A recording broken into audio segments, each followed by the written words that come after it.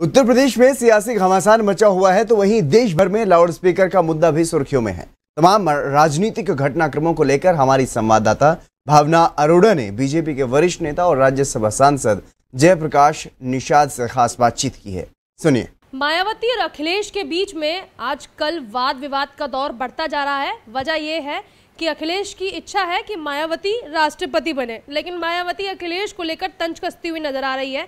क्या है पूरा मामला, उस मामले को लेकर चर्चा करते हैं। इस पर ज्यादा बातचीत करने के लिए बीजेपी के वरिष्ठ नेता और सांसद जयप्रकाश निषाद इस वक्त मेरे साथ मौजूद है।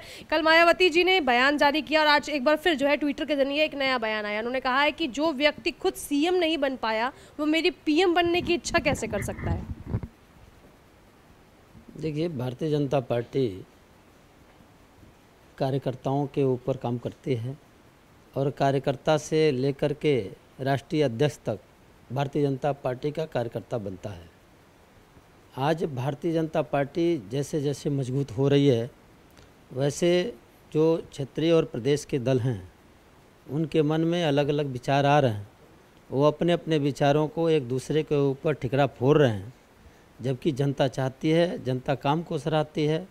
आज जितना प्रदेश और देश में विकास हो रहा है, देश के यशस्वी प्रधानमंत्री श्री नरेंद्र मोदी जी, उत्तर प्रदेश के मुख्यमंत्री परम पूज्य योगी आदित्यनाथ महाराज जी, इन लोगों ने जो माननीय प्रधानमंत्री जी ने जिस विज़न को दिया उसको अक्षरशः अगर पूरा करने का काम किसी ने किया तो योगी जी ने किया। और उस प्रदेश की जनता ने उनको सराहा भी, सराहा ही नहीं बल्कि उनके साथ कदम से कदम मिला के चलने का काम किया।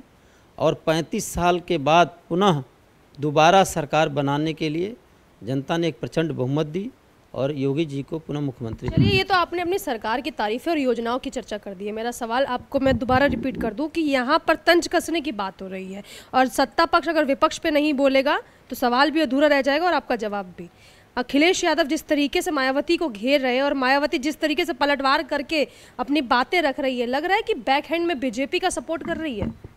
अब माननीय अखिलेश यादव जी के जितने कार्यकर्ता और पदाधिकारी थे, जब तक चुनाव से पहले बाहें सरका कर कह रहे थे भैया आ रहे हैं, आ जाने दो तो देख लेंगे, लेकिन जब भैया नहीं आए तो अब कहाँ जाएंगे वो। उनको जो बचा खुचा है एक दूसरे के ऊपर टंट कसना, माननीय अखिलेश जी को कोई मुद्दा उनके पास है नहीं। अब जो बची खुची है उनकी वो भी समाप्त करने के लिए अपने आप वो जो है अपने आप को समाप्त करना चाहते हैं। निषाद जी, आपको क्या लगता है, बुआ का बबुआ नहीं हुआ और चाचा का भतीजा नहीं हुआ, आखिर में अखिलेश है किसके?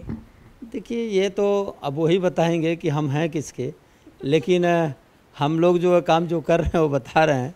और हमारी सरकार निश्चित तौर पर जनता जिसको चाहेगी वो रहेगा और ये कुछ भी एक दूसरे पर टिकरा फोड़ने से अब काम नहीं चलेगा।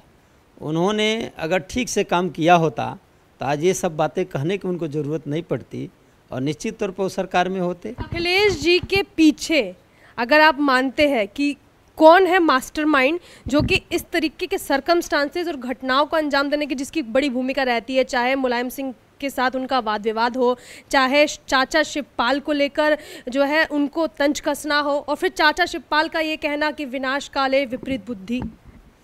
देखिए, ये सब चीज़ें उनके पारिवारिक अपना मामला है, व्यक्तिगत पारिवारिक मामला सार्वजनिक हो चुका है और सार्वजनिक वो अपने क्या करते हैं, उनके पिताजी क्या उनको बोलते हैं, उनके चाचा जी उनको क्या कहते हैं, इस विषय में हमें नहीं जाना है। किसके प्यारे हैं वो, राम गोपाल यादव के या शिवपाल यादव के? देखिए, कोई किसी का प्यारा नहीं होता है, सबका नाराजगी तो लेकिन शिवपाल यादव से है उनकी, तो मान लिया जाए कि राम गोपाल यादव एक बड़ी वजह है इसके लिए। नहीं, श्री डॉक्टर राम गोपाल यादव जी उनके पार्टी के राष्ट्रीय महासचिव भी हैं और राज्यसभा सांसद भी हैं, और कौन उनका प्यारा है ये तो मैं नहीं जानता। लेकिन आज जो आप पूछ रहे हैं कि वैसा बोल रहे हैं वैसा बोल रहे हैं, वो सारी चीज़ें जो है जब आदमी के हाथ से जब गेम निकल जाता है तो तमाम बातें आती हैं और अब पश्चात क्या हो जब चिड़िया चुग गई खेत। चलिए, मेरे मन का जो विचार आ रहा था वो आपने जिक्र कर दिया। एक आखिरी सवाल पूछ के समापन करती हूँ साक्षात्कार का। आपको क्या लगता है कि लगातार लाउड स्पीकर को लेकर जिस तरीके से योगी सरकार काम कर रही है और इसकी तारीफ अब राज ठाकरे कर रहे हैं, उद्धव ठाकरे को नीचा दिखाकर कहीं ना कहीं, और अब सवाल यहाँ पर ये उठता है कि अलविदा की जो नमाज है उसको अदा करने के लिए सार्वजनिक स्थलों पर साफ तौर पर मनाही कर दी है। एक सांसद होने के नाते इसको आप कैसे देखते हैं? देखिए, उत्तर प्रदेश के मुख्यमंत्री प्रमुख योगी आदित्यनाथ महाराज जी हमेशा सौहार्द चाहते हैं, शांतिपूर्वक, सारे किसी भी धर्म और जाति के खिलाफ वो नहीं हैं, हमेशा सबका सम्मान करते हुए, क्योंकि हमारे पार्टी का नारा भी है सबका साथ सबका विकास, और सबके विश्वास के साथ हमेशा निरंतर कार्य कर रही है। उसी तर्ज में किसी भी ऐसे कार्य न हो जो एक दूसरे के कार्यों में बाधा हो, उसको हमेशा सौहार्दपूर्वक मनाई जाए। उनका त्यौहार है, वो सौहार्दपूर्वक मनाएं।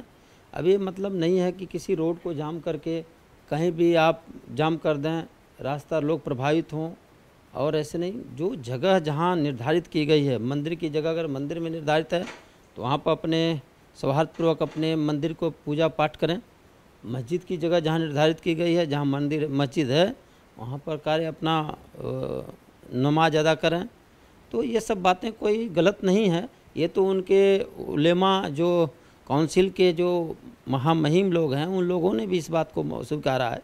वो भी चाहते हैं कि सौहार्दपूर्वक मनाएं। ऐसे हिंदू संगठनों को आप क्या करेंगे जो कि अलग अलग बयान देते हैं, और ऐसे में क्योंकि भाजपा का जिक्र आता है तो हिंदुत्ववादी जो विचारधारा है, राष्ट्रवादी जो विचारधारा है, ज़रूर जोड़कर देखी जाती है। एक बयान जो है मध्य प्रदेश से आया, हिंदू संगठन कहते हैं कि जितनी आवाज़ अजान की होगी उतनी हनुमान चालीसा की होगी। लगता है कि धार्मिक सौहार्द बढ़ने की जगह धार्मिक उन्माद बढ़ता नजर आता है हर जगह। देखिए, ये सब चीज़ें सरकारें नहीं चाह रही। हमारी सरकार हमेशा सौहार्दपूर्वक सारी बातें करती हैं, सबके लिए करती हैं।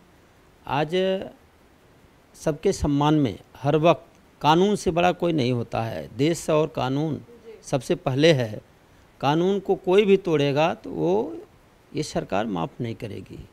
कानून के हिसाब से चलना होगा। जो हमारे देश का कानून है, उस कानून के तहत हम सब मिलकर पालन करें, देश को आगे बढ़ाएं। इस मकसद से हमारे उत्तर प्रदेश और इस देश की सरकार कार्य कर रही है। शुक्रिया हमसे बात करने के लिए। कैमरा पर्सन दुर्गेश के साथ मैं भावना, R9 न्यूज़ दिल्ली।